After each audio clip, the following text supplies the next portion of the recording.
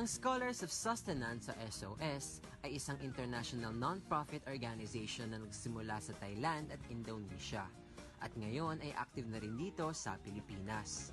Simple lang ang mission nila pero napaka-powerful pa rin.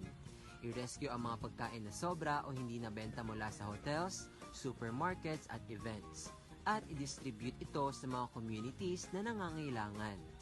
Talagang napakalaki ng naitutulong ng SOS sa mga nangangailangan, no? At ngayon nandito na tayo, iabot na natin tong letters sa kanila nang mas maintindihan pa natin kung paano nga ba nagsimula ang mission nila at paano yung sinasagawa ang food rescue. Hi, I'm Sabrina, the Fundraising and Donor Management Officer of Scholars of Sustenance. So, yung mga ginagawa namin is we partner with different food establishments, anything that has to do with food. Tapos, kinukuha namin yung mga good surplus food nila. Ito yung food na pwedeng-pwede pang kainin ng mga tao. And then, we redistribute them to communities in need. So, we do our food safety inspection. So, lahat kami ay food safety certified. And then, we go to our communities, still with our refrigerated trucks na seeing that our food is still very safe for consumption. And then, we distribute them to the community. It's really a big problem because food waste is also the third largest contributor ng climate change. So, doing something about this is very important. Ever since the Philippines started SOS sa 2022, we've rescued 1.1 million food from different food donors.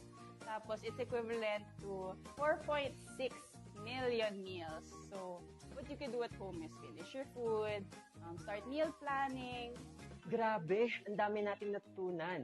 Imagine yung mga tira sa buffet o kaya grocery oversupply, nagiging pag-asa pala para sa ibang tao. And that's the power of food rescue. Kaya naman ikaw, ako at mga kapwa ko Pen Pals, let's take action. Pwede tayong mag-donate o kaya mag-volunteer sa mga organizations like Scholars of Sustenance o kahit sa simpleng paraan lamang, mag-meal planning, huwag magsayang ng pagkain at matutong magbahagi. Tandaan, bawat leftover food ay pwedeng maging pagkain ng iba. Let's make every bite count.